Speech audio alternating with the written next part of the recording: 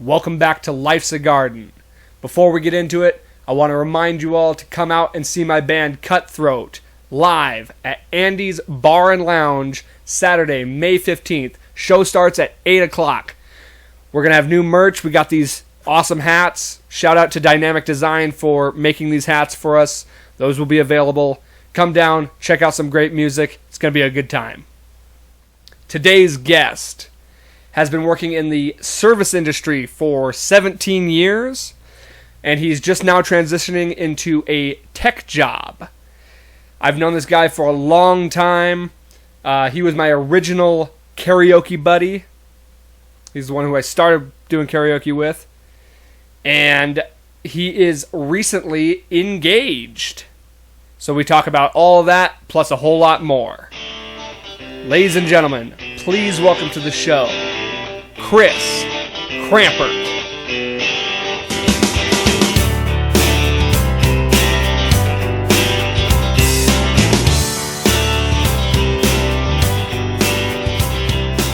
Eagle!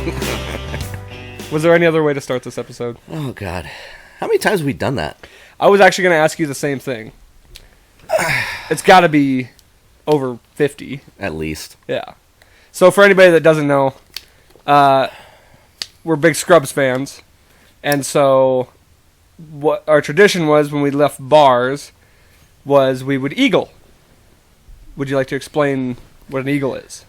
Well, I mean, an eagle's pretty majestic. You know, you have two guys. One of them is the carrier. The other one is the rider. The mount. You mount, so to speak. No homo. Or all the homo. I don't care. It's the end of the night. We're drunk. No homo. I was hoping it was all homo. Well, I mean, it's all about sticking the landing, yes. I think, really.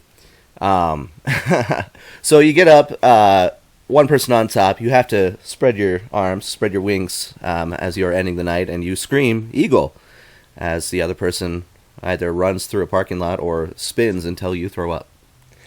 Indeed. Good times. Do we have any videos of that? I honestly, I think we do. If you can send me those, I will edit it into the podcast. Mount up!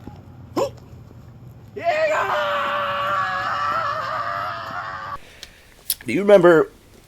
We used to do it in a flat. It was always a flat parking lot. We went downtown once. We tried an eagle and we fell off the curb. I do remember. I think it was outside the Crystal, wasn't it? Yeah, good times. Good times. We tried to step off, and I vaguely remember this. Well, I remember there was a cop on the corner. Oh, God. He was doing something else, totally unrelated. He was watching us the whole time. He's just cracking up laughing as we're falling over ourselves. Like, yeah, all right, it's time to go home. Good times. Yeah, hopefully we took cabs that night. He wasn't like, gonna keep an eye on those guys. Man, I remember you guys had to come pick me up one night from downtown. Or no, we were all downtown together, and you just drove me home. Yeah, you were in rough shape. You had a few too many Coors Lights. Yeah, that tends to happen. Like last night. Last night? What happened last night? Oh, man. Crystal happened. Well, I wasn't even planning on, I just went, it always happens this way. I never plan on going there. I went to Hooligans. Okay. Just to watch a basketball game. And, yeah, as I walk past the Crystal, it lures me in like the void that it is. Calls to you. It does. It truly does. Just come and get crystallized. And even on a Friday night, it's not even worth it because you only get like so many songs in. Right. That's the power of Michael May. It is indeed. The white pants does it for me. See, it's the turtleneck. That's the way I go. Oh, okay. I like I'm more of a bottom type of guy. I think at one point you wore. That might just be a totally twisted memory in my head. And I think at one point he had the black turtleneck and he had like a gold chain. Interesting. And ever since then, I relate him to The Rock. You know, like his yeah. old school. I haven't been there in a while. Now, I'm hoping next time I go in, he's got the turtleneck and a big gold chain. I don't know if he wears the chain anymore. It's complete. Bring one ensemble. for him. Bring Yeah. one for him. Bring So one for him. Yes. You guys just got back from Texas. We did. Very long drive. Oh, you drove? Yes, unfortunately. What was that, 2-day drive? Yeah, about 23 hours. Okay. Where'd you stop in Denver? Or? Going down, we didn't stop. We just switched off and Oh, I think I remember you got telling there me in the that. wee hours of the morning. Always nice. Everything's a blur by that point. Sure. What, how long did you stay down there? 2 weeks. Oh, wow. About 2 weeks, yeah. It was a good stretch. Yeah, we went down to see some of Tori's family. Her grandpa was having some heart issues. He got a short prognosis. Girls had never met him, so we went down there. Girls got to meet all of her family. She's got a huge family down in Texas, so yeah, it was really nice to see everybody. Sweet. And the, Waco, right? Is that Waco. Okay, yes. yeah. Right on. Waco, Woodway, yeah. Cool. And, anything exciting happened that I already know about that I just found out about? Well, I thank you for asking. Yes, as you mentioned, something did happen. Tori and I got engaged. Awesome, man. That's so crazy. Yeah, I literally just before we started filming, or before we started recording, I guess. They showed me the ring, and I'm like, what the fuck? So like, yeah, awesome, man. We are actually driving back from. She's like, "Hey, did you let Dakota know?" I was like, "No, I want to tell him in person." Yeah, it was quite the surprise. So she's like, "Well, I've already told like half the people." I was like, yeah, "We gotta tell him in person. It's okay. It's okay." Yeah, well, I mean, it never got to me somehow, so right on. And then, so yeah, how did you go about doing that? So, yeah, we had the kids with us, and we went down.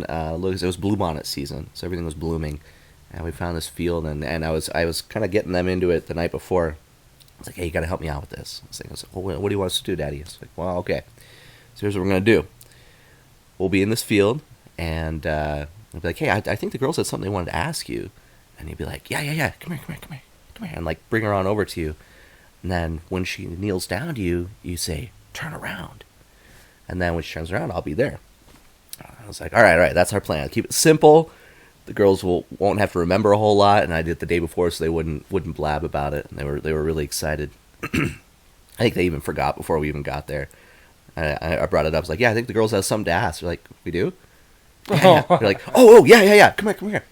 So we did that, and I had this box with it, and she was going to turn around. I'd be there on one knee, ready to go, and that part went really quickly, like more or less time elapsed than I thought it was going to, and I wasn't like all ready. Like I'm trying to get this thing open, and it looks symmetrical all the way around. Like it's not directional, so to speak. But in a rush to try to get this thing open, I couldn't freaking get it to open because I had it backwards, yeah. And I got pissed, so I just hulked the lid off. "Will you marry me?" And it was this beautiful box too. It had like a little light in it, like backlight, everything. Oh, cool. So like I hulk this thing off, little pieces dangling. Like, "Will you marry me?" Yep, it was cool. Yep. That's awesome, man. How nervous were you? Oh God, that was probably the most. I was so we were driving there the whole day. It took like 2 hours to get from where we were to this area where the bluebonnets were, and I'm being like super super awkward. Like she's excited. We're stopping to grab us snacks and stuff, and I'm like super quiet, just like sweating the whole time. Like, "Yeah, really hot out. Okay, cool." Like I just can't keep a conversation for the life of me, and we're going through this beautiful area, and this big pond, and some pathways going back behind these beautiful fields.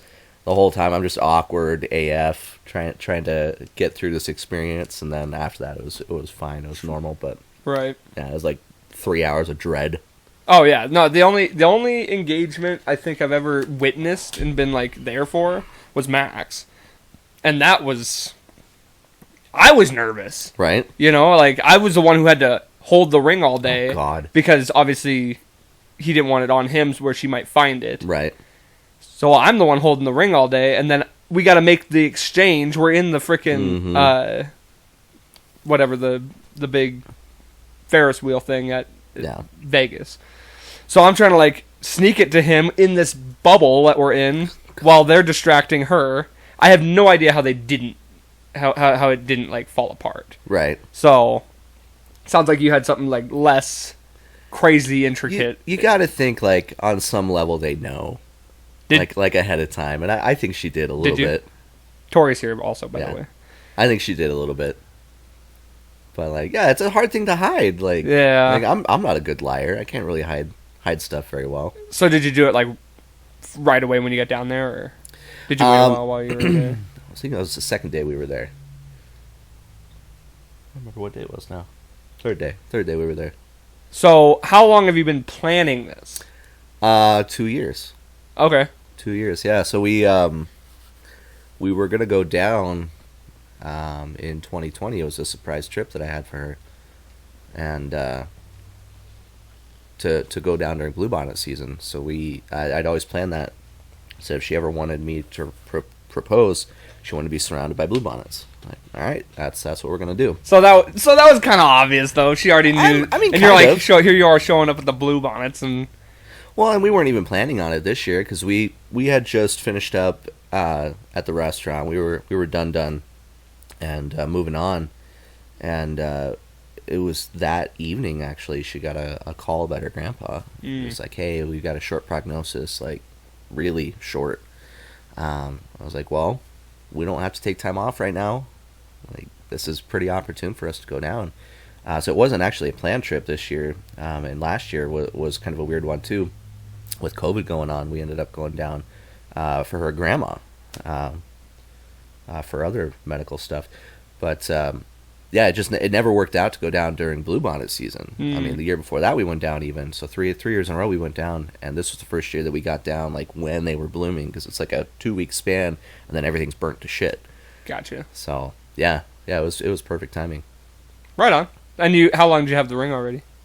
So I had it picked out and ready for like 2.5 years, but I had it ordered a couple weeks before we left. Nice. So I was super not sneaky about getting her ring size either.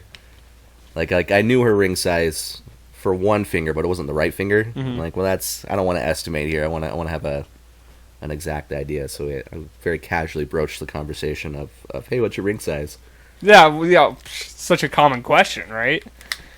But in my defense, she does enjoy rings a lot. Like rings are a common thing, and she's got dozens of them.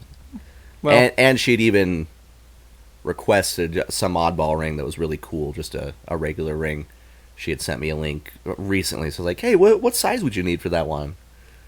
And yeah, that's why I got the sizing for it. But yeah, super awkward. yeah, well, hey, right on. So, okay, now, the real question is, when's the wedding?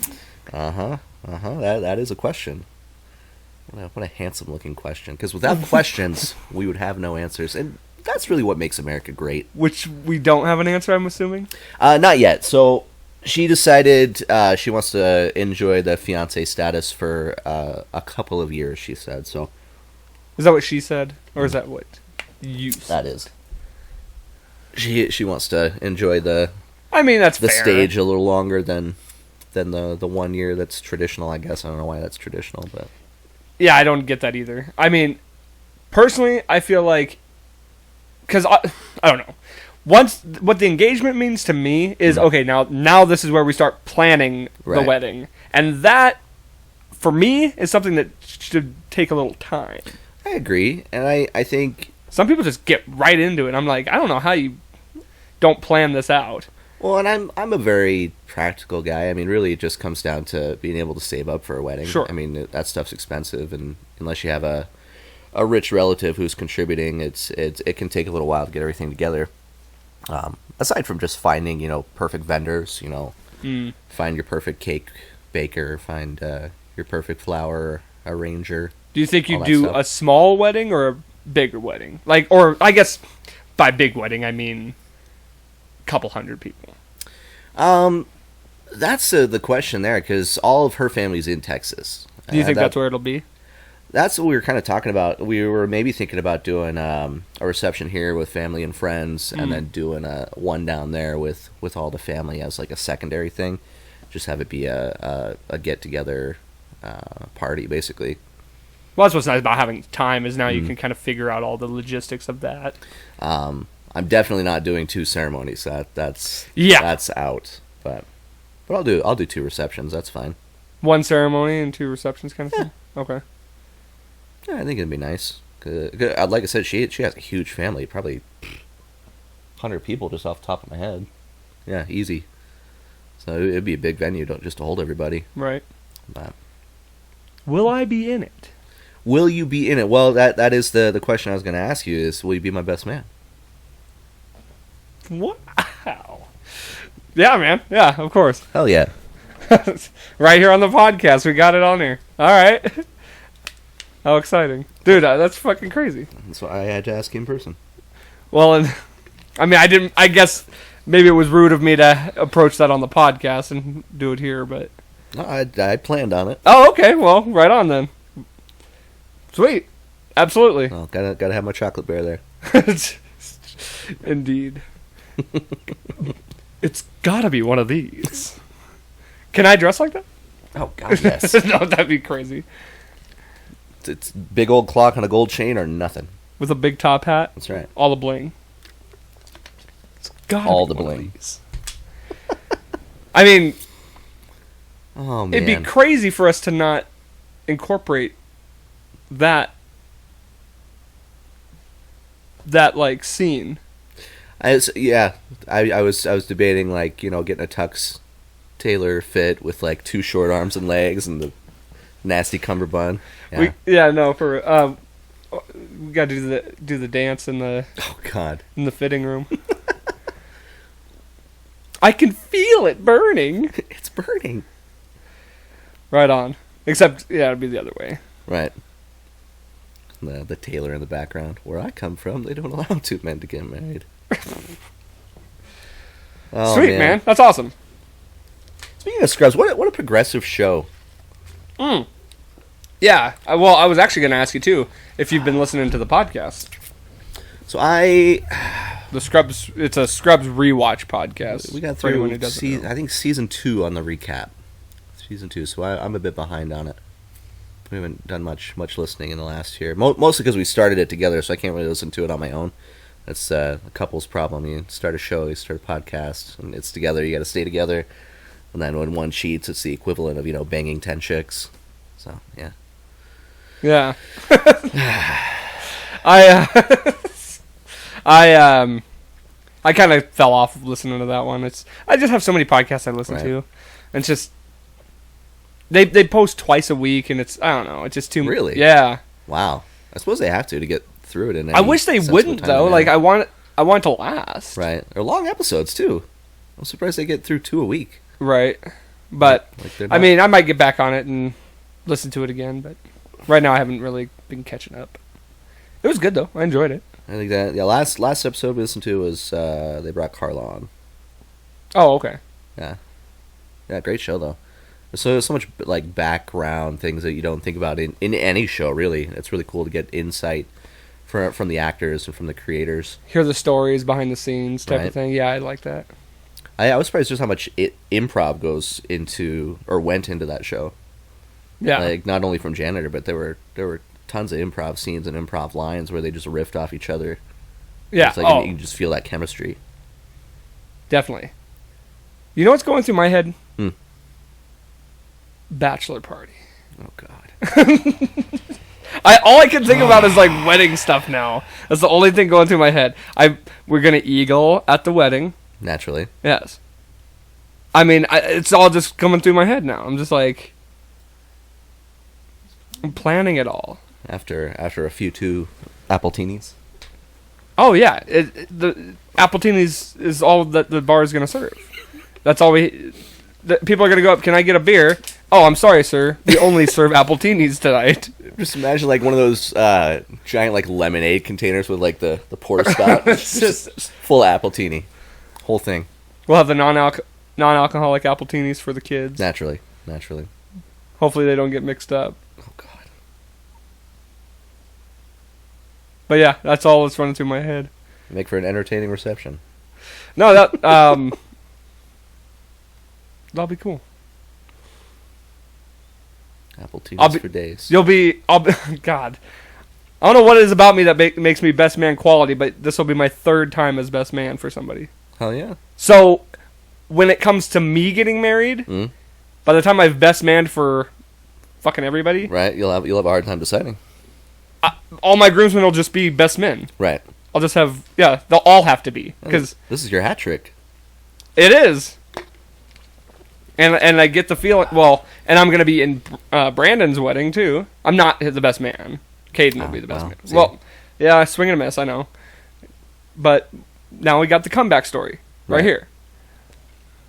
Because I think I asked him about his wedding on his episode. He's also related to Caden. Well, yeah, no, it makes perfect sense for him to... I mean, if it would have been otherwise, I would have refused. Right. Unless they were, like, fighting or something. But, yeah, I I forgot about his wedding, Here's the deal. Caden's going to die before the wedding, so I need you to step up. Like, very specific scenario where it would be appropriate. Right. See, God. All my fucking friends are getting married now. And here I am just... Living your best life. All alone. All alone. Whatever. All by myself. How's it going, by the way? You been seeing anybody? I know, right? Okay, yeah. First of all, we talked about this too. Mm-hmm. This is the first time we've sat and, like, talked in how long? So last time we actually hung out was the week of Halloween 2019. What did we do? Karaoke. That was the last night we sang together. That was at the Powderhorn? Yeah. Yeah, last night before they shut it down. Shut what down? The karaoke or the bar? Karaoke. Because they were getting new owners. Ah, yes. I do remember this. Yeah. For those of you that don't know, we like to sing. I've talked a lot about karaoke on here. But the origins of karaoke starts right here. Because you were the one that talked me into doing karaoke. So I actually remember how this started. So we were both working at Olive Garden at the time. And you and I had never really talked much, like, at all. Like, we never really worked the same shifts. Like, it was just the occasional, like, you were on the other side. We saw each other in the alley. And then I want to say it was Thanksgiving. They had done a spread for everybody. And we were making up plates, and we went down and we sat down on East Side. We sat down at the same table, and we were munching on grub. And we started talking about bands. Okay. And we started riffing on, like, all the bands that we'd ever seen live. And it ended up being like an hour and a half conversation just because you and I had gone to so many concerts before. Right. So we're like, oh yeah, I saw these guys live. Oh, and then the fourth time I saw whoever, and we went off on that, and that was like an hour and a half conversation, I think. And then the next week, our respective partners at the time were out of town, I think is what it was. So we're like, hey, let's go get a drink. So we ended up going to Hudson's for the very first time. There was nobody in there. And we had gone just to have a drink. We're like, hey, they've got karaoke. We should put in a song. What made us decide to go to Hudson's? I don't even remember. Of all places. That's where me and Bailey went. Yeah, the girls had gone at the time. And we popped. We were just like, let's check it out. Yeah, we popped in there. We were the only ones in the room. And they're like, hey, they got karaoke. They're just getting started. And that's where we met Joey. He's like, oh, yeah, man, you guys want to sing a song? Did you see I had him on? I did. God, I really talk a lot about karaoke on this thing. I've had Michael May on. As much as I feel like people kind of look at karaoke as kind of a joke. But really, for me, and I stand by this, I've said it before and I'll say it again, it truly was the catalyst that made me into a better singer. Absolutely. Like, it was basically my practice ground. Absolutely. And I stand by that full-heartedly.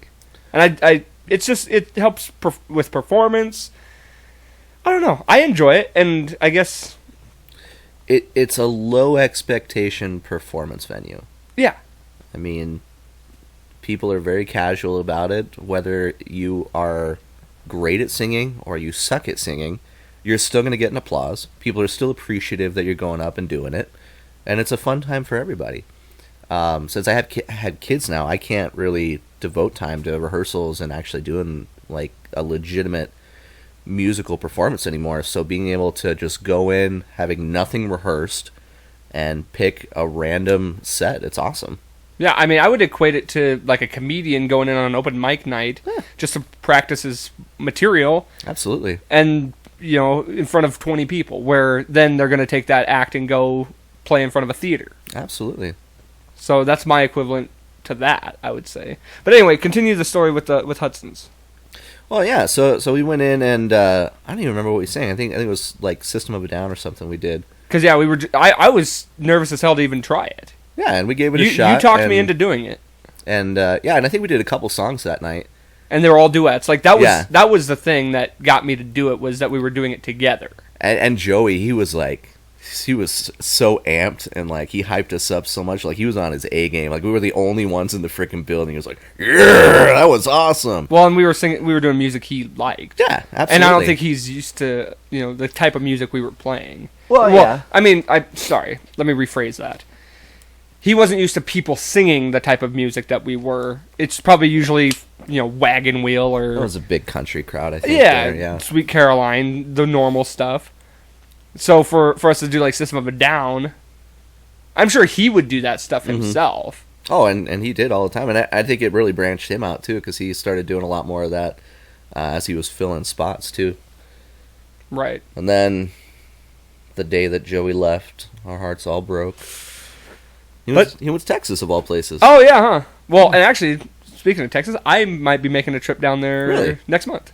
Really? Yeah. What are you doing down in Texas? Pal moved down there. Okay. So he was just up here for a wedding. Right. And then he went back, obviously, and we were just talking about it. And I've been talking about wanting to go down there and see him, just because it's nice to go down somewhere where you have a place to stay. Right. You got people who can show you around. They already know the layout. That's awesome. Good for him. So yeah, he's in San Antonio. Okay. What? San Antonio's great. Oh, cool. It's beautiful. Yeah. So yeah, I think we're gonna check out San Antonio, go to Austin for a day or so. Nice. Yeah, I'd be pretty excited. It's a good outing. You flying? Yeah, good. Definitely. Good. Well, I mean, I'm only gonna take I'm probably gonna leave on a Friday, come back on like a Monday. I don't know. I haven't really planned it all out yet. Flights are cheap right now. Yeah. Well, relatively. Well, I looked at the round trip. It's about $400. I mean, that might be before all the add-ons and stuff, so I don't know. Yeah, and a lot of those, like, you don't get carry-ons even. Like, they nickel and dime you on the bags. Sure. So. But if you're going down with just a shirt on your back, yeah, you can I probably really won't. cheap, but... But yeah, I'm sure they'll add on a bunch of stuff. But yeah, so I might be making a trip down there. Right. But yeah, so Joey left and then came back. Yeah. We had Denise for a while there. She was cool. Then Joey came back. We were elated to have him back, and then Hudson's did away with karaoke. So they did away with everything. The whole shebang was gone. I still have not been in there. I can't bring myself to go in. I refuse. It's like going... Yeah. It might be the best service and the best food in the world, and I just can't bring myself to do it. Well, and you know what? I will say this. And... honestly, if I did go there, I'd probably enjoy it. Right. Because the Rio, have you seen that? Mm-mm. That all changed? Okay, so the Rio Grande place, that was a place I used to go to all the time. And what I would go there for food and for watching games. Yeah. I would go there on a Sunday night. They used to have the Sunday ticket, so I'd go there and watch the morning games, have some breakfast. Breakfast there, Yeah, and they had great breakfast. Well, they got new owners as well. And he was slowly kind of changing some things here and there. Eventually did away with the Sunday ticket. So I was already that was one thing that is gone now that I used to go there for. Then they got rid of food. Or the menu started changing a lot. And then eventually they just did away with food altogether. So now I have no reason to go there. Right. You know what I mean? And then, because his goal was to kind of morph it from... what it was, which was kind of a casino / bar, kind of sports bar type thing. And he just wanted it to be a casino, which is fine. Like, I totally get the concept of doing that. Right. Well, he's completely revamped it, changed the entire interior, the exterior too, rebranded it, renamed it, and I had the same thought and feeling. I don't know that I can go in there into like this shell of the place that it used to be, and like have all the memories of the old place. Well, I finally decided, well, let me give it a shot. I like the guy. I like the owner. Let me go check it out, see what he's done with the place, because I really like the outside. It looks great. Right. Dude, phenomenal. Really? It looks gorgeous. Nice. They did a great job. And he has a little spot in the back for sports, because you can bet on sports and stuff. Right. So it might be a place I start going again. The Aurora Casino is what it's called now. Just a shout out for the Aurora. But it is nice. I would like. It is just like a basic, it's a casino vibe Right. now. It's not your typical bar setting, but it does have a nice bar, bunch of new taps, big TVs. Right. It's pretty epic. I was very impressed. So, to that extent, maybe I could go check out Old Hudson's, Right. but I really have no incentive to. Like I there's don't know, nothing there for me. I get a bad taste in my mouth because it's been 2 times now around Halloween. Because that was Joey got shut down the day after Halloween. They gave him 1 night's notice. Oh yeah. So I remember that. after promising they were going to keep him on and keep karaoke going. So that really put a bad taste in my mouth there. And then Powderhorn. That was the week of Halloween. What the hell is it? Yeah. Yep. Well, the thing is too, because there are other places in town that do karaoke. Obviously, I mean, there's I can't even think of names off the top of my head. Crystal being 7 The days Crystal, a week. the Red Door, Play In. But there's not that many places that did Sundays, and that was always the Right. thing because it was Sunday Fun Day. That was our thing, and you've changed jobs since then. But that for us, that was always our Friday nights. That was the go-to for karaoke, and not a lot of places did Sunday nights. That'll be changing now a little bit though. I'm starting a different industry, which is awesome. Yeah, okay. I was going to ask you about that. So yeah, So- I am no longer hospitality after As long as I've known 17 you. years. Yeah. Yeah. So I'm going back into computer science field to be computer technician for the school district. Hell yeah. Yeah, I remember you telling me you were kind of talking about that. So yeah, really excited there. So It'll what be exactly will you be doing? weird. So it'd be basically setting up new systems for the school district. I think elementary schools is what I'll be focusing on, but it'll be all the new tech that comes in, setting everything up, all the account-specific information for new kids, repairing any devices that need worked on, and then doing on-site tech work for any of the teachers and admins who need help with their systems. Cool. So yeah, it's exciting. And I used to do that a long time ago, before we moved to Montana. And when we moved up here, it's been just restaurants ever since. So it'll be a huge change of pace for sure. It'll be nice not serving tables anymore. Oh, dude. That was one of the best. I mean, I only did it for 5 years. And I didn't even do it for that long because I bussed for a year. Right. So technically I only did it for 4 years. But man, getting out of that was so relieving, honestly. Like, it's not a bad business to be in, and it's, I don't know. It drains on you. It does. It does. It takes a lot out of you, mentally and emotionally, to do that kind of job, and physically, depending on the day. And the way I look at it, too, well, that's another thing, too. The hours are just, they kill you. And the thing of it to me is there's very little reward in it. Like, you don't really get much out of it. No. Like, I mean, I don't know. It's not like you're changing somebody's life or anything. You know what I mean? No, and you're exactly right. And then on the other... Well, sorry, I don't mean to you're good. interrupt. But the other thing of it is it's almost like you're very underappreciated. Absolutely. You know, Yeah, and I think a lot of people expect that they have very high expectations of restaurants in general, with low training standards for the restaurant themselves, low support from various management. Not to speak ill of any restaurant or another, but unfortunately, it does happen in a lot of places. So to find a server who can really thrive in that atmosphere speaks volumes of that server, because they are running their own small business. I mean, from start to finish, a lot of the training they're doing themselves. They're learning their own menu. They're learning the ins and outs. They're learning to talk with people and communicate and be able to sell and upsell and suggest and inform. There's all these things that go into being a top-notch server that you don't see very often. But when you do, coming from that industry, I appreciate that more than anybody. Like, I see that, I'm like, wow, you are phenomenal at what you do, and no one else is going to see that, and that breaks my heart. well, I a lot of people say that. Servers always say this. I do think everybody should...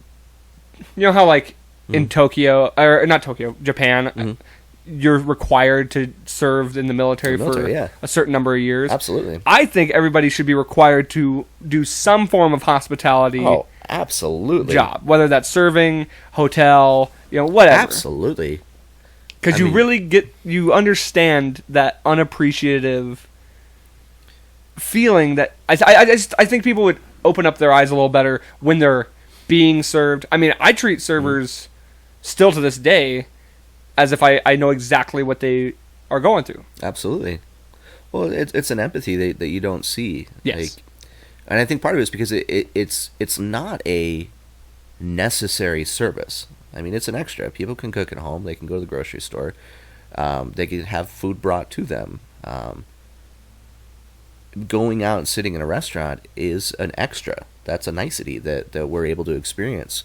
And that's awesome. It's an experience. Yeah. And that's awesome. That's great that we have that available. But for most people, it doesn't click in their head that these are actual people who are making that happen. Like, yes, it's a restaurant. It's a business. But your one-on-one interaction with your server, in a lot of ways, they're separate from the restaurant because they are a real person. Like, this is a real human being serving you with real thoughts, real emotions. And any server of quality is giving you that great experience time in and time out.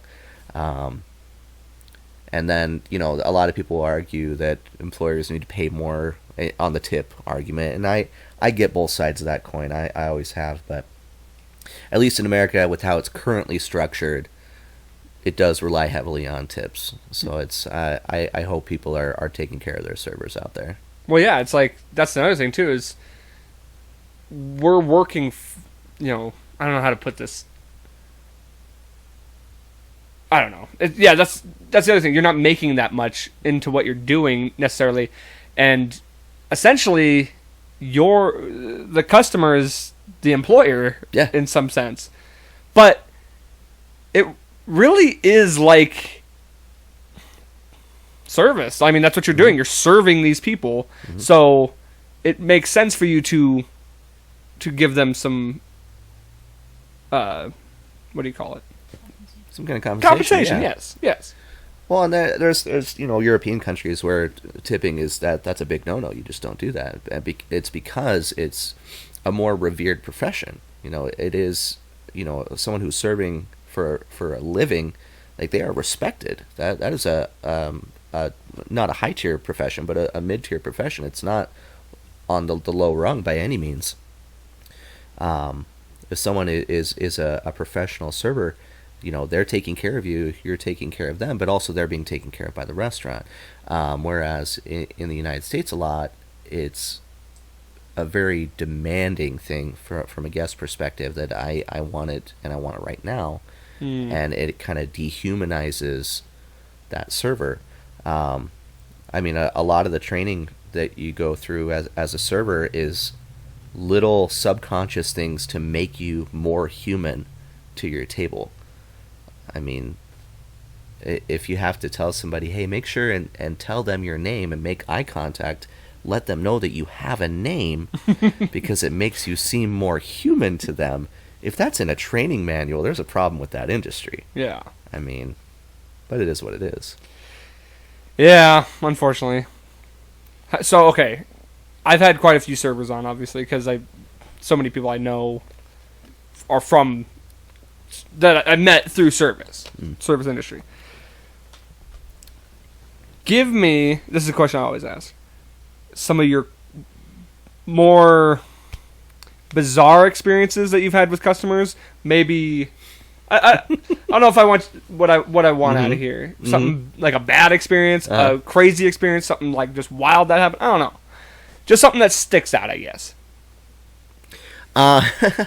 So, I can think of a number of instances that are bizarre.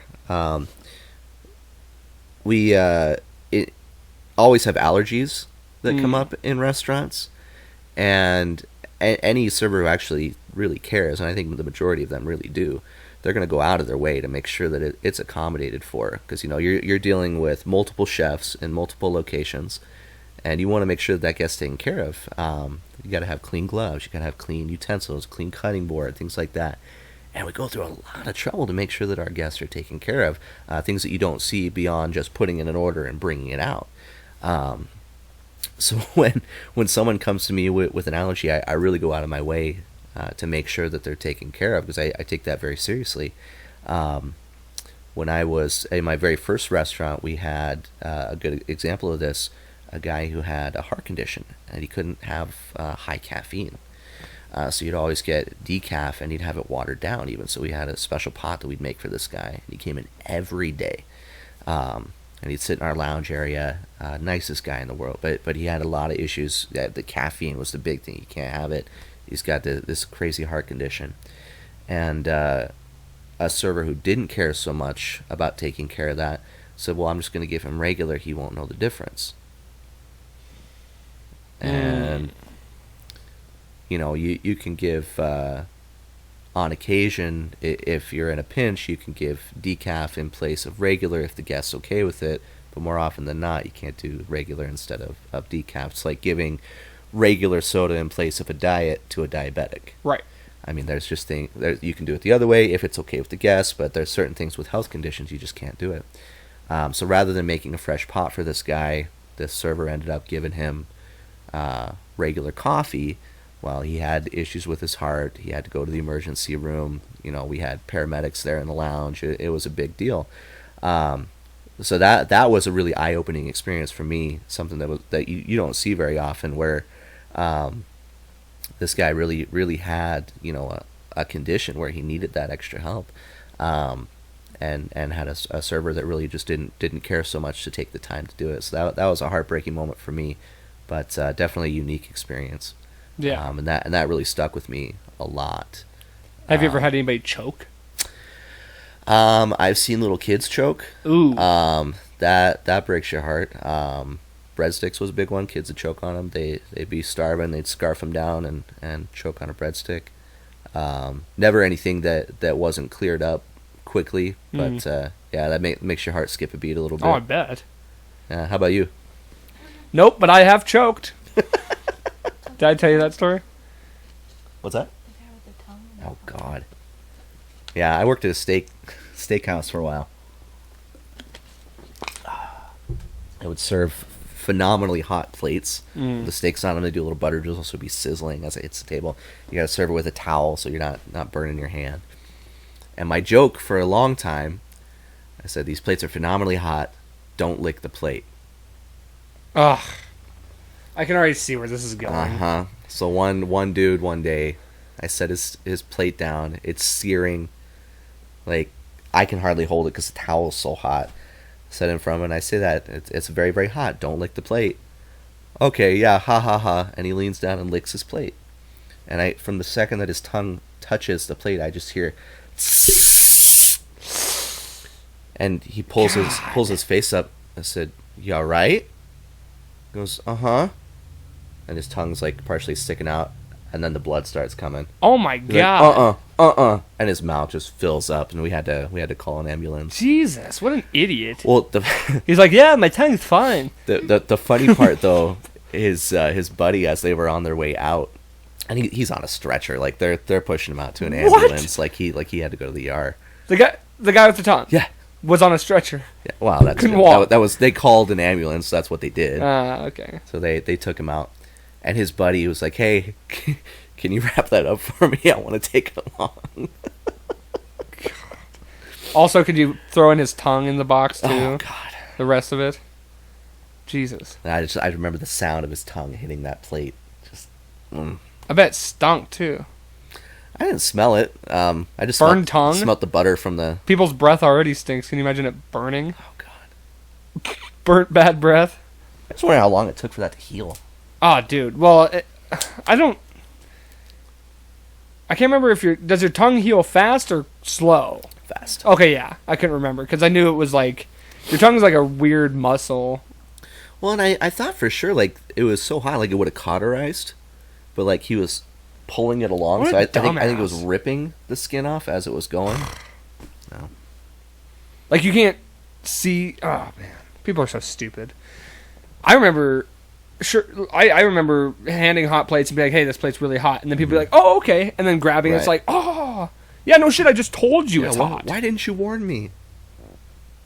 Oh, yeah, and then the blame goes to you, of course. Right. Okay. Have you ever, because I've done this, spilled something on a guest? That's had to have happened. Unfortunately, yeah. I was going to say, like, I can't imagine any server that hasn't had that happen who has at least served for over a year. Yeah, that's not a fun experience, especially when it's like a white dress or something like really visible. I remember when I was bussing one time, I had like, it was a ramekin of sauce. I don't know what it was. Probably marinara sauce. Yeah. Fell onto the floor and splattered on this gal's dress. Mm-hmm. Well, of course, like, she made a big fuss about it, which, yeah, okay, I'd be upset too. Right. But accidents happen. That's a tough situation. And of course, the restaurant offered, they're like, well, we'll pay for the dry cleaning, all this stuff. I'm like, Jesus, dude, like, put in the washing machine. Right. I don't know.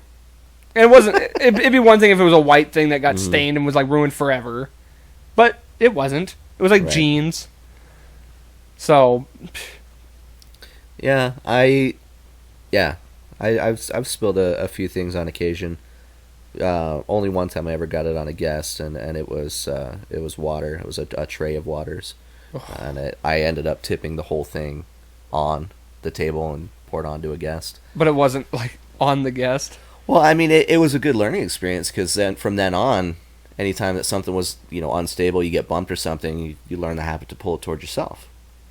So it's never going to go onto the table. I mean, you'll get covered, obviously, but better than them. Yeah, exactly. I remember it wasn't me, but somebody spilled a full drink directly into a woman's purse. Oh, God. Like, filled the purse of whatever liquid.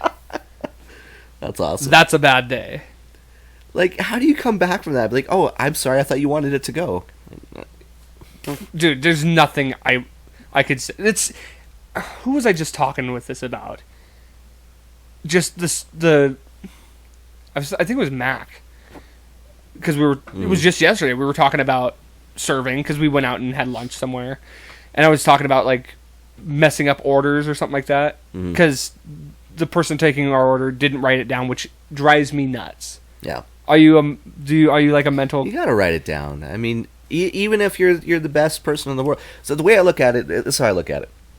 I'm gonna write it down, and I'm gonna have it organized in such a way so that if I fall down dead in the middle of my shift, any random Joe Schmo could grab my book and serve all my food to finish out my tables. Yeah. That's how I look at it. Well, it's like, I can't tell you how many times I've had stuff messed up because they didn't write it down. Right. Granted, she actually did get it all right, which is great. Like, thank God. Well, that's awesome. I mean, I've got a pretty good memory. I can remember most of it. Worst memory. Yeah. I can't hardly remember some of the things I was going to say 2 seconds ago. You know what I mean? And you think I'm going to remember your whole order after I just got done taking their order too, and I'm going to get that mixed up with yours in my head? But anyway, the thing I get so stressed out, and it's almost like PTSD flashbacks of serving.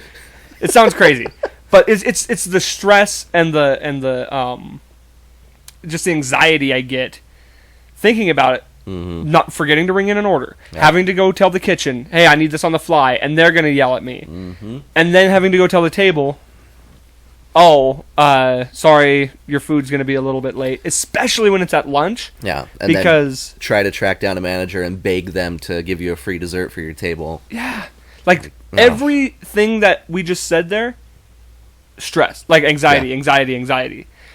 The anxiety, even just taking glasses out and then the chance of spilling them, even talking about like the thought of that. I've never had more like nightmare dreams about a job than serving, and I still get them. I was gonna say, do you still get serving nightmares? Yes, I've never once had a dream about working at Toyota. Yeah, I've had dreams about putting windshields in, I guess, but nothing related to nothing that stressed me out. Nothing where I was like, because I don't stress out over there. What was your best serving nightmare? I told this actually on the podcast before, but I'll tell it again. It was the first dream I ever had. I would say this is the best one I had. It was the first dream I ever had about Olive Garden. Well, Olive Garden's the only place I served. But I can't remember the exact details of the dream. But what I did was locked everybody in the building and said, like, you got... And it was just employees. I was like, okay, now we're stuck here. Like, you can't leave. And everybody was like, oh, like, we don't care. Like, we're fine. It doesn't bother us. So what I did was I turned the heat all the way up. And I was like, now you'll care. And in my head, I'm just like, gonna torture these people. Perfect That was revenge. the first dream I ever had about that place. Before I really even knew everybody. So it was then and there I realized I was a psycho. I mean, it's a little science, yeah. I'm trying to think of some... Dude, the reoccurring dream for me was always forgetting to ring in an order, and then you go to ring it in, and you're like, you can't find the things on the menu or on the screen, and then they seat you another table. It's just always like... It's always forgetting the side of ranch. Yeah, and then, or having to like run all the way on the other side of the building to grab something, then having to run all the way to grab, I'll have tables all across the restaurant type of thing. My most memorable dream, and I still think about this pretty regularly. I won't use names, but one of the managers had at Olive Garden, total fluke. I mean, someone had called out or whatever the circumstance was, but I was on East Side in my section. And I had ended up covering 2 sections on East Side because they'd had people from the overlap from lunch, I want to say it was, something like that. But I ended up in 2 different sections. And then with a call-out or something, whatever it happened to be for dinner, I had to take a couple tables over on West Side. So I was in two sections on East Side and 1 section on West Side. So I was running 3 sections, essentially. Like I couldn't do it. I mean, for those of you that don't know, they have it set up for drinks, food being run, everything. It's set up where the tickets print and everything so that it comes out on the side that you're on. Anyway, it was just chaos. I couldn't physically get to both sides and get everything out. It was just an awful experience. So that night, I had a dream that not only was I doing that, but the manager who had asked me to do that said, "Hey, you're taking tables at Red Lobster now." Oh my God. So I was having my big old tray of food. I'm like, okay, I'll be right back to you and you and you and you, and I'd swing on to you and you and you, and then I'd go over to Red Lobster, be like, "Hi, my name's Chris, gonna take great care of you. I gotta deliver this hot food over here, and then I'll be right back with you." And that was an awful nightmare. Yeah, I've always just had stress dreams about that place. Waiting on breadsticks. And if I'm not having stress dreams about that place, I'm having dreams about killing people there. So, killing employees or killing guests? Both. Oh. Or myself. It doesn't matter. Sure. Somebody's dying. What would be your method of suicide at Olive Garden? That's a good question. I don't know. I would take the corkscrew, just right to the Oh jugular, my and then God. Jesus. pull it out like a cork. Right in front of the guest. Just like right into your temple. Just like, thank you for that $2 tip. God. Oh man, I like the remodel over there. It looks nice. I've only ever done to goes, I think, since. See, that's they me did too, man. Yeah. And the bar looks nice though. It has nothing to do with the fact that I have any resentment toward that place. I don't. I thoroughly enjoyed my time there. It's a good place to work. I left on good terms. I liked all the people I worked with, even the managers, even the managers that frustrated me from time to time, had no qualms with them. So, and I liked the food. So on top of it, I liked the food. There's literally no reason for me to not go there, except for the fact that I just always looked at that place's work. Yeah. So that's the only reason I don't go there. It's like, it's not even in my registry in my head. Like, I've been there so many times that I just don't even think about that as a place to go eat. I think the one time that we went in and actually sat down since leaving, it was we sat at the bar because you're not allowed to eat at the bar when you're working there. So it's like it's kind of like it was like forbidden. This is like the guest area. Sure. Like everywhere else, that's all. That's usually what I do too. I'll go in there. Like I've been there a few times since, and yeah, I'll get to goes usually, but I've gone in and sat at the bar and had lunch. Right. Go see when Jared was running bar. Jared, yeah, Jason, when he was still there.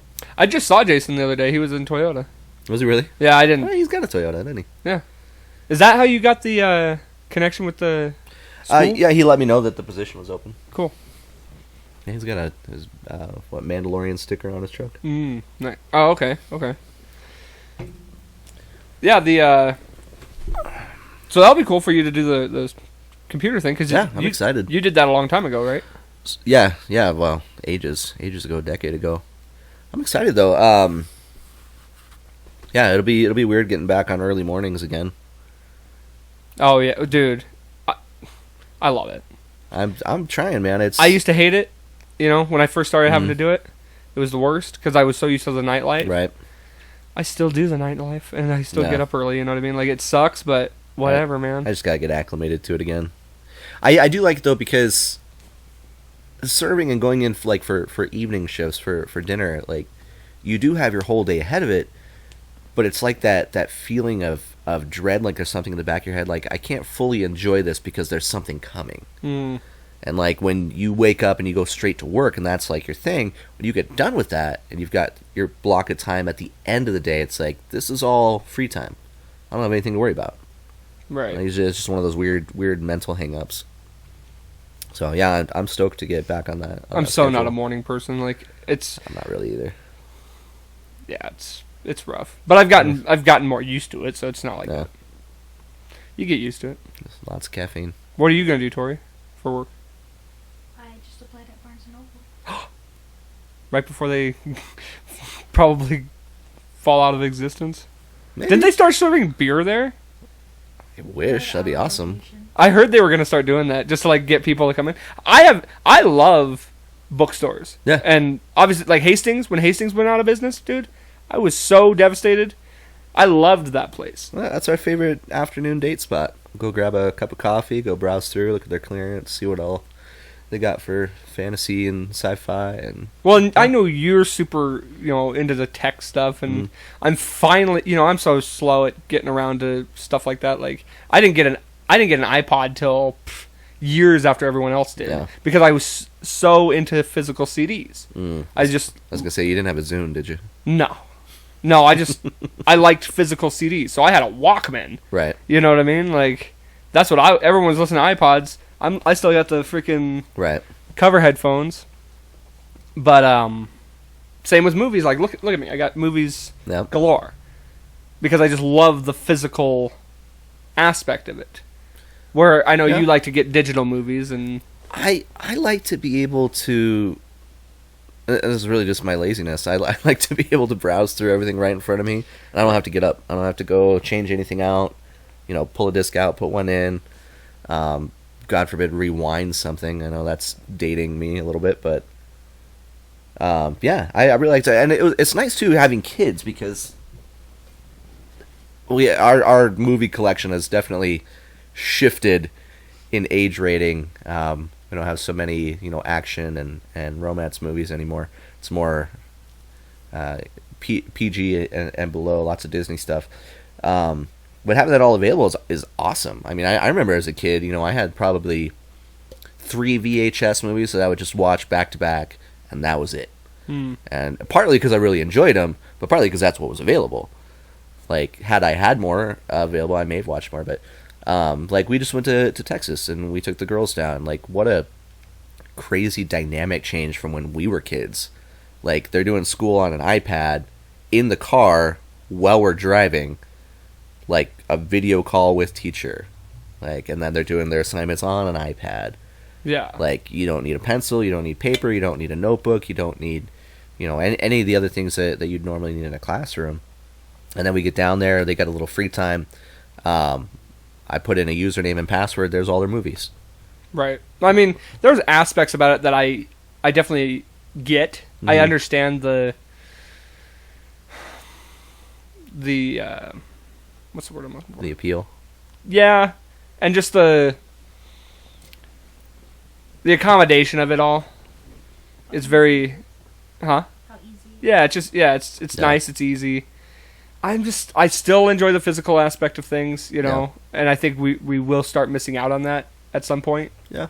But, I like the streaming services. I have quite a few of them. And it is convenient to just have a whole library of stuff that you never Right. thought you'd ever have, especially like seasons of shows. Right.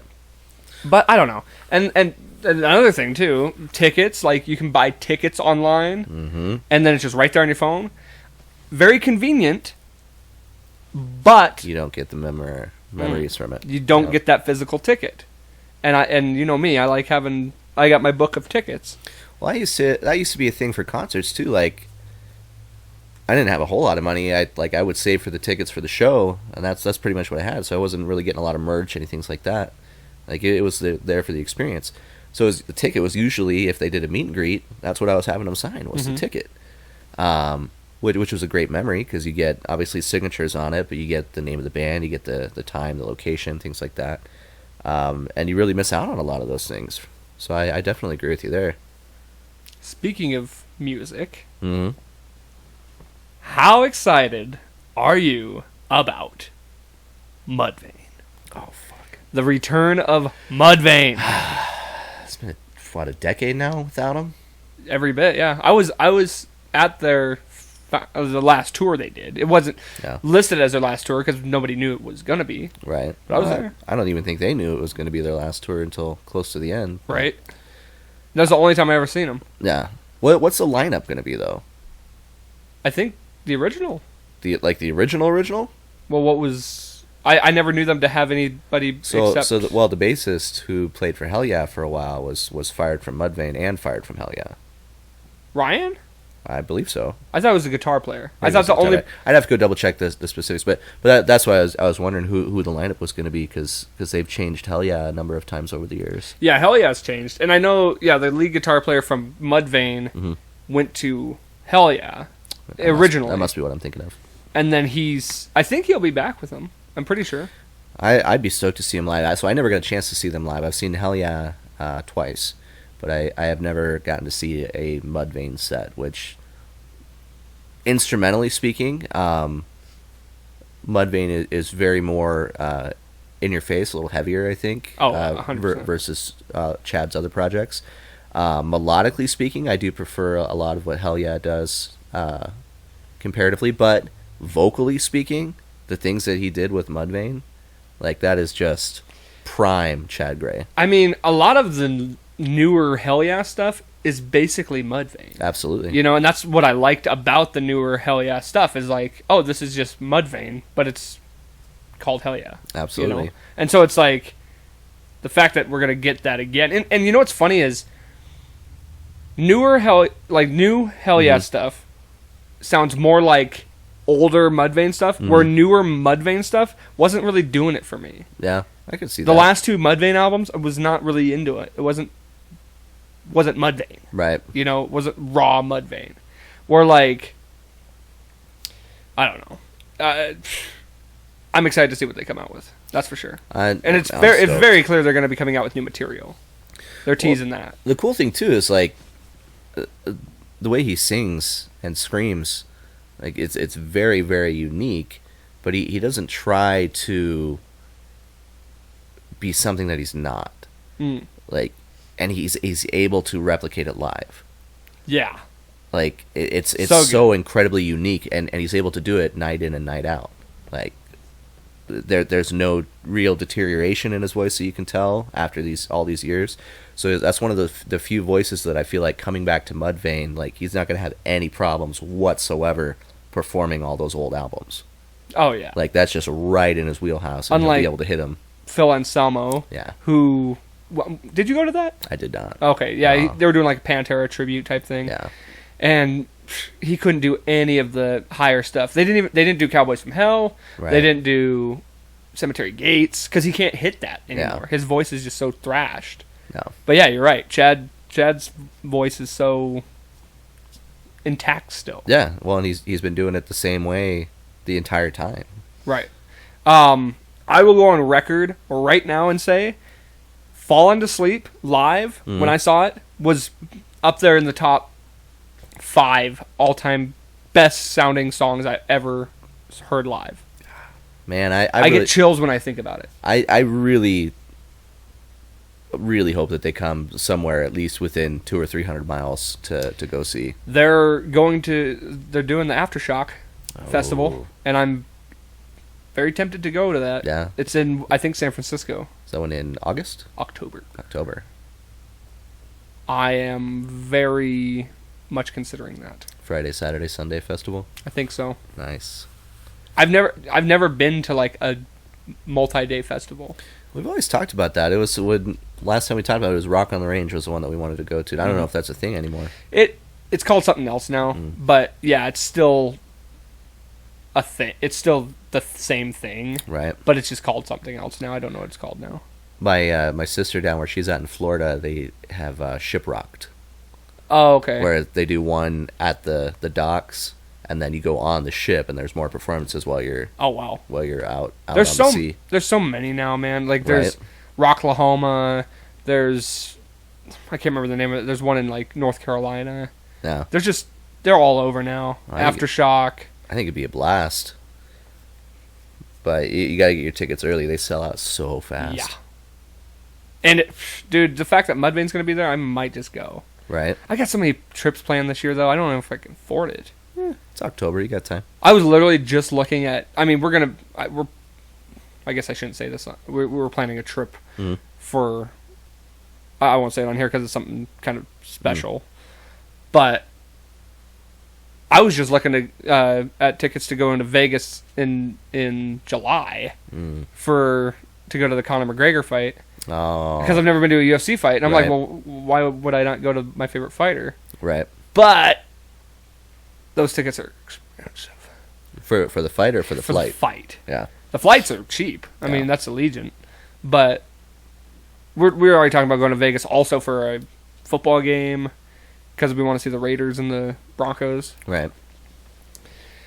So I can't make too many Vegas trips. That gets expensive. Yeah. Those UFC tickets, $600 for the cheapest. Good lord. That's for like nosebleeds. Wow. And a nosebleed seat and to see an octagon that's, Yeah, you want to be right up on it. yeah. So guess what floor seats were? Or I won't even say floor seats. The seats that like the best view of the like arena seats. Right. Guess how much? Huh. $3,000. Jeez. And then on the floor it's like upwards to $10,000. Some people will spend it though. Especially, well, that's the only reason they're that expensive is because it's Conor. Be like, I gotta go. Oh. I gotta be right here at the front. I want to smell Joe Rogan's breath. See, that's the only reason I'd go. It's just to smell Joe. That's what it's about, man. That's Yeah. how they sell their tickets. I need to embrace the Rogan. That's right. He should instead of, well, not instead of, but in addition to, he's got the podcast. He does the UFC fights. He should just bottle his breath and just sell it like a pack of water. You just get a pack of Joe's breath. I want it as a spritzer, There so you I go. can spray it in my mouth every time I go to do the podcast, and I can just. I'll have the Really essence of Joe. Call it the essence of Joe. Just like an asthma inhaler. Yes, Yes, and I'll start talking like him. brilliant. My hair will fall out, which it already is. I'll suddenly start wearing a black button-up T-shirt. Yes, Essence of Joe. that's prime marketing right there. You can just bottle his sweat. He works out every day. There you go. Just bottle his sweat. God, it's horrible. high sodium, full of electrolytes. If I ever meet him, and this comes up, I would be so upset with myself. Oh, No, I don't. I'm sure he'd find it. endearing. Yeah. he might even reach out to me. It's like, hey, As a marketing- I got a business plan for you. Yeah. I like the way you think, man. So how are the kids? Kids are good. Haven't seen that. Well, I haven't seen them as long as I haven't seen you. They're getting big. I bet.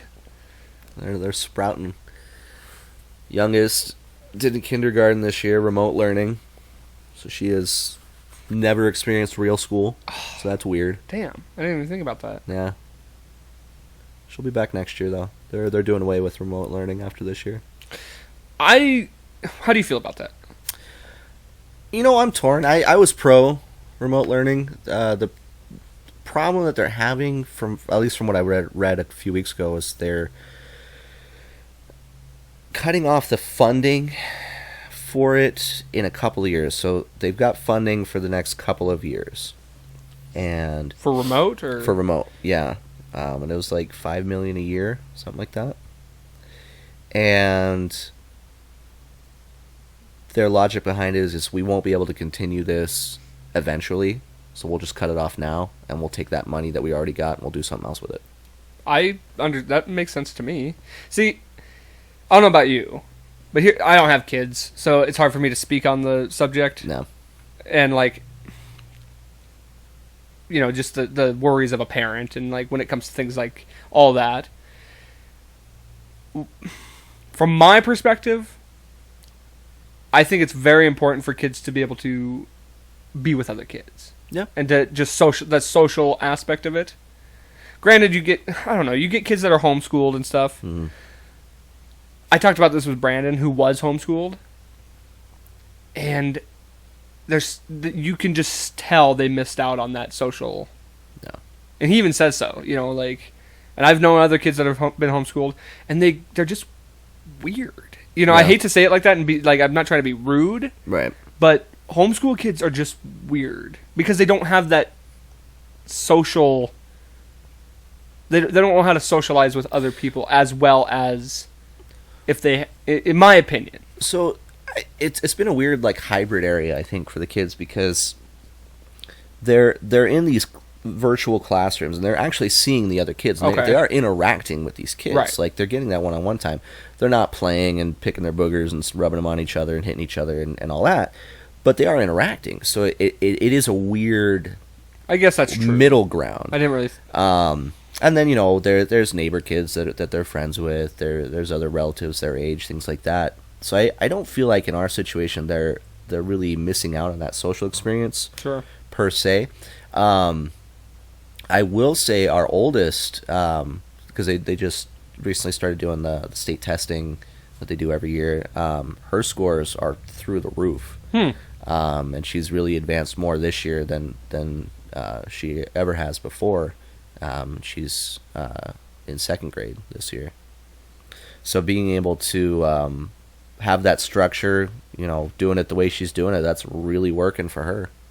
So I think it speaks volumes for having not so much of the one-on-one time, but having that different type of learning for different kids, because not everybody learns the same way. Well, that's true too. I mean, obviously there's going to be pros and cons on so many aspects. Because I know there was that issue for a while there where, you know, there's kids who rely on school to eat Right. sometimes, and that was an issue that got brought up. So yeah, I mean, every situation is different. And that goes the same with in class. Yeah. Just kids learn differently. Some people are visual learners, some people are physical learners. Yeah. So it's a different situation. Oh, absolutely. Yeah, and I think going forward, you know, because last year they really got kind of screwed over at the last part of the school year. I mean, there was 2 months of you know, what are we going to do? How are we going to implement it? Where they weren't in school, and they were trying to get the iPads out. They were trying to get, you know, the tools in place, and they just really didn't have much of a game plan. And I totally get it. I mean, they were dealing with Corona as much as anybody, and trying to get that structure and a plan in place. And unfortunately, I think the kids really missed out. So much so that going into this year, you know, most of the kids were very much behind where they should have been entering in the new year. And that's a really hard thing to say. You know, do we want to keep kids back a year? Do we want to not let kids graduate who are seniors, just for the sake of making sure that they're, you know, up to where they need to be? And that's a really hard decision to make. So I wouldn't want to be in the shoes of those administrators who had to make those decisions, for sure. Yeah, no, and honestly, and I've said this multiple times, I stand by it.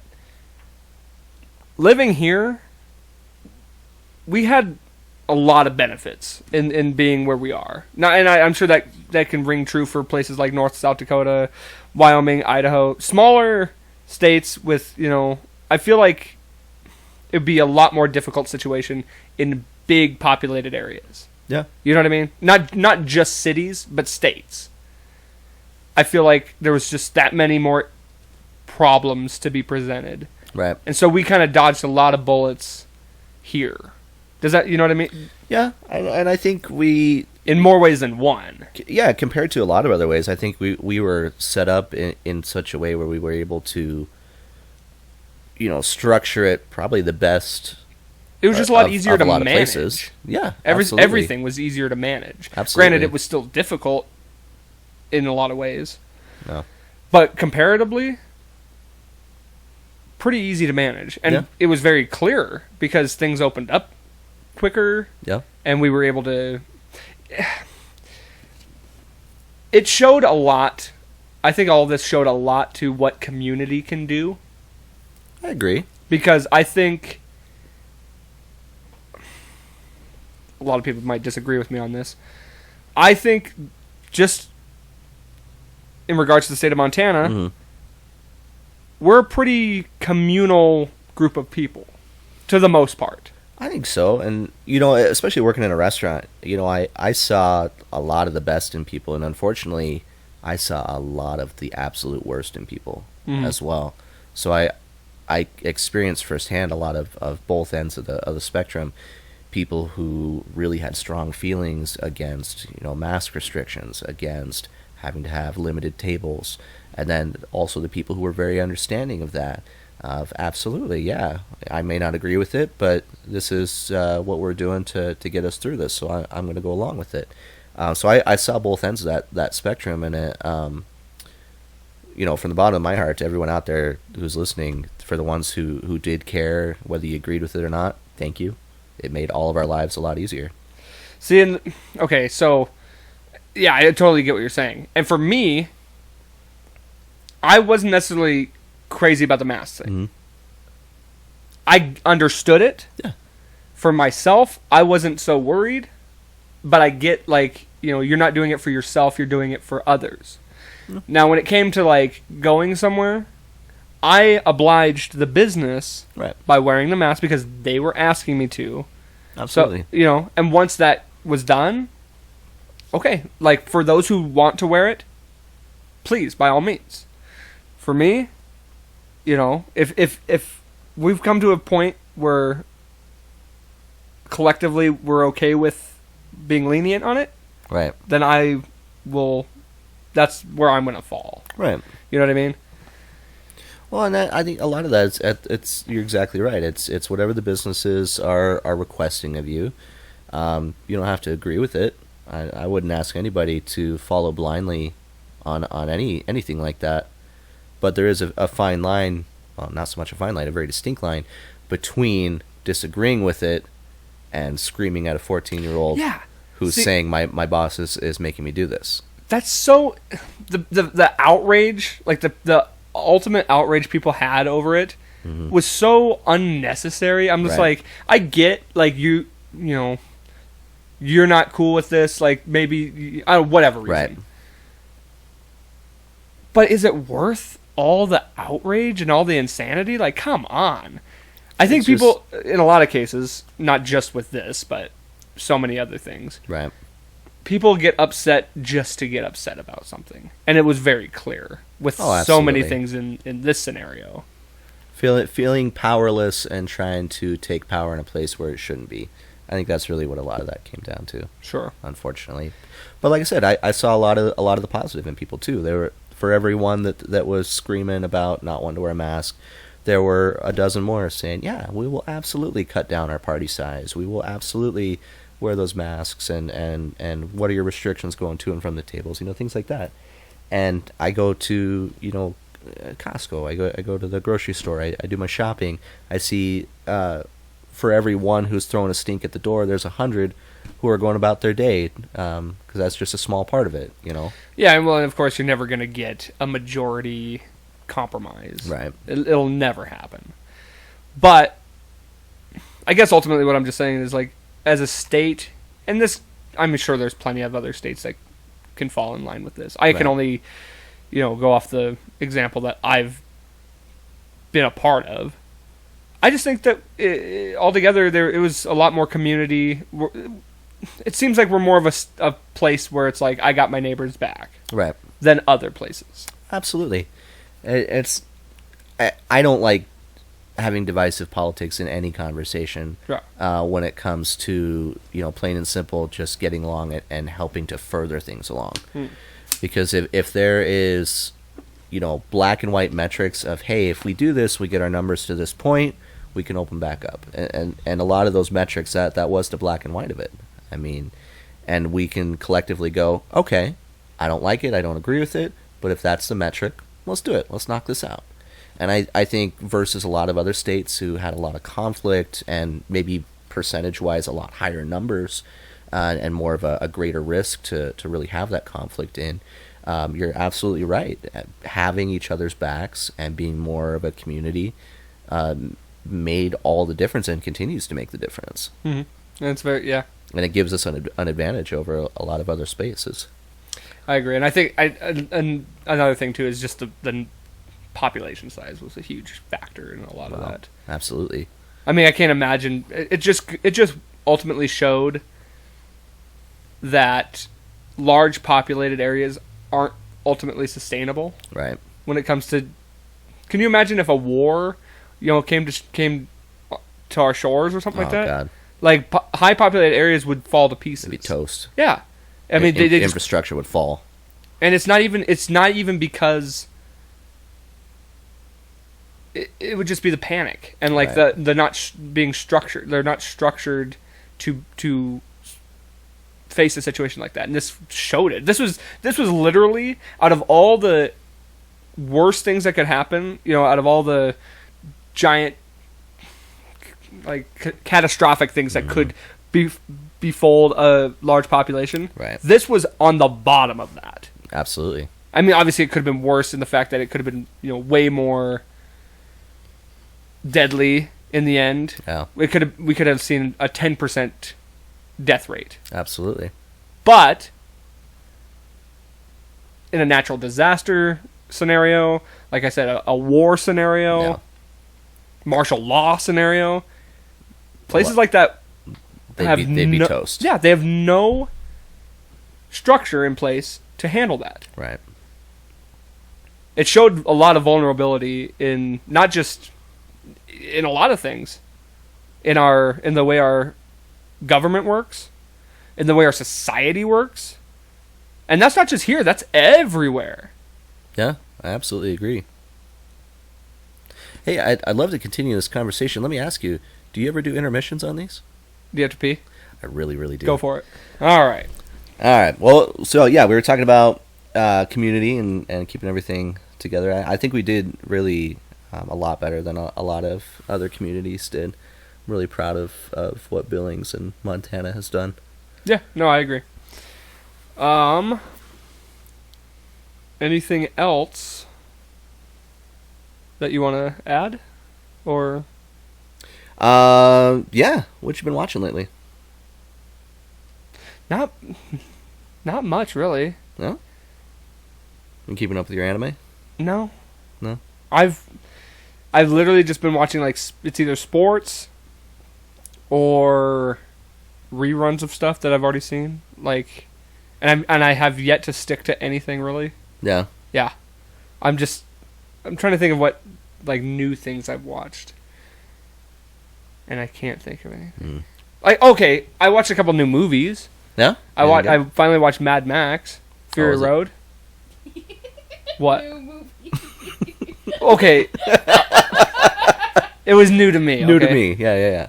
One I hadn't seen before. I haven't seen that one yet. It's great. Yeah. I enjoyed it. Like, I've been wanting to watch it, and I just never got around to it. Add it to my queue. Check it out. I watched Ready Player One. It's a great book. It was a great movie. I enjoyed sure. it. You haven't seen that one either? I haven't seen it yet. No. We have a book club, and we roll for a big list for what we pick for our books. That was the second to last one that we read through. Really well done. Nice. I can't read, so it's fair. It's fair. You need an audiobook. Well, We do that. yeah. Have somebody read it to you. It's definitely the way I would do it. Tuck me in, Dutty. God, what other movie did I watch recently? That's kind of what I've been doing, is just watching like movies instead of shows. King of Staten Island. I watched that one Oh, okay. a while back. That was good. What about podcasts? You been listening to anything? All the time. That's really been like the most of my content consumption is because that's what I do at work. While I'm Right. working, I just listen to podcasts. I probably listen to 3 or 4 podcasts a day. Wow. Yeah, I have a lot of impressive. podcasts, and like some of them do post multiple times a week. Really? So I listen to a lot of the same ones throughout the week. I need to my guilty pleasures. I shouldn't say guilty. It's more mainstream now, but Dungeons and Dragons is one of my guilty pleasures. Sure. I've been really wanting to start Critical Role. I've probably started it 3 or 4 times and never actually gotten into the rhythm. And I'm very much a completionist, where if I'm going to go back and give it another try, I have to start it over from the beginning again. So I do the same thing with TV shows and video games. I always start with the first one, and then inevitably I'll stop for whatever reason, and then I got to start it over again. Yeah, I was gonna start watching Game of Thrones again. I got through the first season, and I was just like, I already know what happens. Yeah. I've really gotten to that point in my life where it just... Well, Game of Thrones is pretty easy. I mean, sex, death, sex, death, sex, death. Incest. Yeah. Insect, cess, death. Yeah. Yeah. Yeah, no, I liked it. You know, I don't know. I can't get myself to get through a whole series of anything. Yeah. I can't get myself to start a new series of anything. You know, it's a trauma response. That is? Going back and redoing the same shows and the same games and the same movies. I've always done that, though. I've done that my whole life. It's a trauma response because it's To what, though? It's comforting because you already know the outcome. I know, I've heard that. But what if I just like to watch it because I enjoy the story? Also, There's though, that too. most of the things that I rewatch are before I go to bed, so that because I don't find myself needing to watch it, Right. I can just hear it and fall asleep to it. You don't want to get invested in something. It's more mostly because I'm just so background. busy, man. When it comes to like this and Right. just everything, I'm either editing podcasts or something with the band or going out. I think I know the answer to this question already. What show have you watched the most times through? King of the Hill. How many times do you think you watched it? That's a hard one because I've definitely watched the later seasons less. Mm-hmm. Oh, early seasons are definitely the best. That, and I've seen them. If I had to give you an estimate on average, how many times I've seen every episode. Okay, first of all, let me just say this. I've probably watched it from start to finish 8 or 9 times. Wow. You know, It's just what, nine like seasons? like literally started it and carried it to the end. Yeah, probably 8 or 9 times. It's impressive. It's 13 seasons. 13. There you go. And because every now and again I'll just, you know, especially when I used to watch it on TV when it'd come on late at night, Right. it would just show random episodes. Right. And then of course sometimes I'll just pop in a disc if that's the show I want to watch. Well, now I can get it on Hulu, but Right. if that's the show I want to watch to go to bed, I'll put on a random episode. So I've probably seen every episode on average 13, 14 times. Maybe even more. That's an interesting point, actually. When TV shows used to air, you jump into a show, you know, mid 4th season, and we never had any problem with that. As kids, we're like, oh yeah, this is this show, and I know this episode now. Right. Like, can you imagine doing that now that you have access Couldn't. to Netflix? Like, would you jump on Hulu and just go to season 4 of a show you've never seen before? No. No, absolutely not. You would start it at episode 1, and you would go chronologically through the whole thing. And if someone dared give you information about season 4, you'd be pissed, right? Oh, of course. Like, what a culture change versus when we were kids. Like, Well, because you didn't have that access to be able to. Exactly. You just watched what you could. we were just grateful. Yeah. Okay. Now that we're talking about, it just popped in my head. I did watch Falcon and Winter Soldier. Oh, great show. It was great, and I watched WandaVision. before WandaVision. that, yeah. Yeah, that was And I'm epic. excited for like Kenobi to come out Right? and the Loki Loki. series. There's a lot of good ones coming up. Yeah, So July. for new stuff, I guess, yeah, those are because I'm always interested in that stuff. Right. So, did you see the Bad Batch? Yeah, that one looked really good too. I haven't seen that one yet. Yeah, they've got a lot lined up. They've really done quite a bit. Oh yeah, I'm excited for all the future stuff with all that. Well, should we wrap this thing up? I actually have one more question for you. Oh, sure. We were talking about Scrubs, and I didn't get to ask you, what is your most memorable scene that is applicable to your life? Oh boy, that's a deep one. Memorable scene that applies to my life. Mm-hmm. Or something you'd like to apply to your life.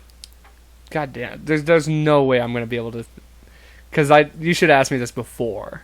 Throw out a couple. We can edit it in post. No, I don't do the editing thing. Let me think here. You go first. So I've always thought, and this is kind of a morbid one, I've always thought if and when my dad ever passed, that I'd show up on your door with a cake. My door? Mm-hmm. When your dad? Mm-hmm. You'd say, "What's with the cake?" I'd say, "Dad died." Well, now I know. I'd say, "Ice cream's in the fridge." Now I'll know if that ever happens. I'll just say, "Oh no." No. Hmm. Tearing up just thinking about it. I don't know that I have anything like that, man.